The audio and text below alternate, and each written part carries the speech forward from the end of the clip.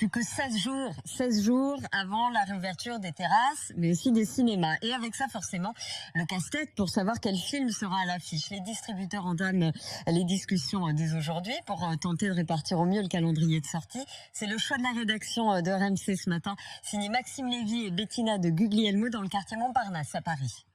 Pour être prêt à rouvrir à temps le cinéma, il faut penser à tout. Bonjour, je vous appelais pour savoir où on en était des confiseries, parce qu'on ouvre bientôt et on a besoin d'en remplir les stocks. Une multitude de détails dont s'occupe Louis Merle, l'exploitant du cinéma parisien Les 7 Parnassiens. Programmer le ménage dans les jours qui vont précéder l'ouverture, quelques travaux qu'on est en train de finaliser, de la peinture, plein de petites choses, peut-être insignifiantes à l'œil de tout le monde, mais importantes. Pour le moment, dans les salles, les écrans sont encore blancs, seules des répliques de films résonnent dans les couloirs. À partir de maintenant, tu vas arrêter l'alcool, hein, compris? Le plus gros du travail reste à venir. La programmation des films pour la réouverture du 19 mai, c'est la tâche de Samuel Merle, programmateur. Il souhaite favoriser les films qui n'ont pu être diffusés que quelques jours avant le confinement, fin octobre. On va prendre les films qui sont arrêtés en cours de chemin. C'est des films qui ont fait que 3 jours de programmation, comme ADN, Michel-Ange, Adieu les clowns de Albert Dupontel. Il faut leur laisser leur chance. Puis les personnes n'ont pas vu le film, en fait. Plus de 400 films sont en attente, sans compter les nouveautés. La course à la diffusion va être rude. Alors Éric Lagesse, coprésident du syndicat des distributeurs indépendants réunis européens, plaide pour un calendrier de diffusion entre distributeurs. 400 films, ça s'appure pas comme ça. Ça va mettre beaucoup de temps. C'est un calendrier qui doit tenir pendant un an. On tente de lisser tous ces films. Il y a évidemment tous ces films à sortir, mais il y aura des films qui vont être présentés au Festival de Cannes. Donc, priorité à quel film? Après 182 jours consécutifs de fermeture et le succès des plateformes comme Netflix, les exploitants de cinéma ne s'attendent pas à une reprise miraculeuse. Ils espèrent un retour à la normale de leur fréquentation cet automne.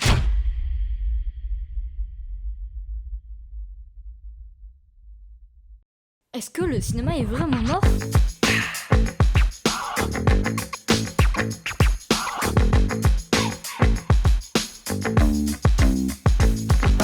Pourquoi le cinéma peut mourir, c'est aujourd'hui ce qu'on va voir dans cette nouvelle vidéo. En tout cas, avant de commencer la vidéo, n'hésitez pas à vous abonner et à liker. N'oubliez pas aussi de commenter, ça améliore le référencement de la vidéo et ça me soutient vraiment beaucoup. Et aussi, mettez la cloche de notification, comme ça fait ting quand il y a une nouvelle vidéo sur la chaîne. Nous pouvons voir aujourd'hui que le cinéma est resté pas mal de temps fermé. Il est resté près de 1 an fermé. Et ça a fait mal à beaucoup de monde. Quand je dis beaucoup de monde, je ne parle pas forcément des fans du cinéma, mais plus aux grandes sociétés comme le Warner Bros ou même le MCU, des grosses boîtes comme ça. Alors pourquoi le cinéma peut mourir? Tout simplement, d'une part parce qu'il y a le Covid, et le Covid freine énormément la sortie de gros films hollywoodiens et même totalement la réouverture de cinéma. Et heureusement que la France a réouvert le 19. Alors, vous allez me dire, mais c'est que ça ta vidéo? Tu vas juste nous dire que le Covid a freiné le cinéma? Non, parce que il y a eu beaucoup d'autres choses aussi. Les services de streaming sont arrivés pendant le confinement, surtout même s'ils existent déjà depuis très longtemps. Pour tout vous dire, le premier site de streaming inventé, il a été inventé par Microsoft en 1995. Ils ont développé un lecteur multimédia connu sous le nom de Active Movie, première version de ce qui sera plus tard la plateforme de diffusion de streaming Windows Media Player 6.4. Elle est même lancée en 1999, peu de temps après. Donc aujourd'hui, pour revenir au service de streaming, nous avons beaucoup de services de streaming. Justement, nous avons Netflix, Amazon Prime Video, Apple TV+, Disney+. Nous avons beaucoup de catalogues et de choix de films à regarder dans son salon tout seul. Nous avons aussi le téléchargement de films illégalement et même des services de streaming qui proposent des films gratuitement.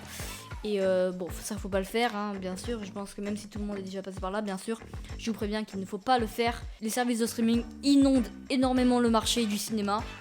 Et pourquoi? Tout simplement parce que tout le monde l'utilise grâce au confinement qui a permis par exemple à Netflix de se développer beaucoup plus et permettre aussi le lancement de Disney+. Maintenant vous allez peut-être me dire oui, mais tu nous parles du Covid, tu nous parles des services de streaming, mais ça n'empêche pas d'aller voir un film au cinéma qui n'est pas disponible sur ces services de streaming.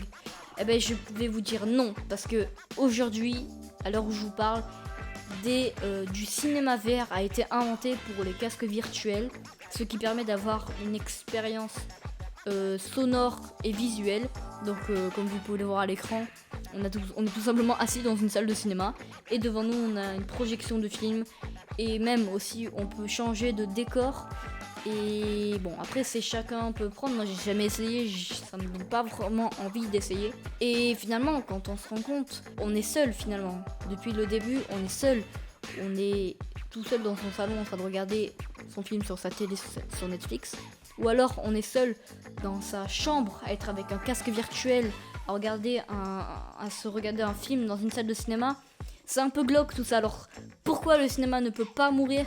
Tout simplement parce que il y a une rencontre quand même. Quand je parle de rencontre, c'est que vous vous rendez compte que par exemple à 2h de l'après-midi, une quarantaine de personnes vont se réunir dans une même salle pour avoir un même objectif, découvrir une œuvre.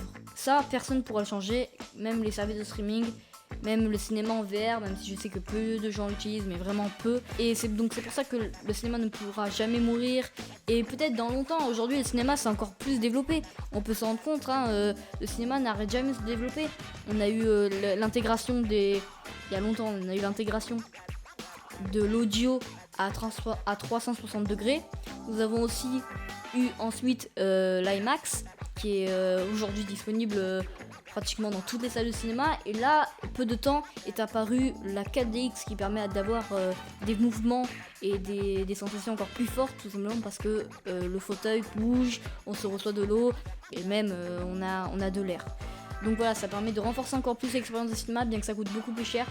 Mais rien que de s'asseoir dans une salle de cinéma pour regarder un film autour de gens, de personnes qui regardent le même film, je trouve quand même que ça n'a pas de prix, que même Netflix ne pourra pas détrôner cette sensation d'être avec plein de monde justement, et qui ont un but, c'est de regarder le même film et d'en parler juste après, tout simplement.